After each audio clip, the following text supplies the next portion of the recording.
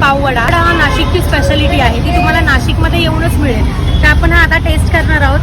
खूप फ्लफी आहे,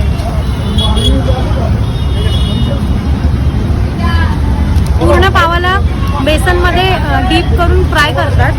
तुम्हाला जर हा पाववडा टेस्ट करायचा असेल, काहीतरी वेगळं टेस्ट करायचं असेल ना, तर नक्की नाशिकमध्ये हा अशोक स्तंभात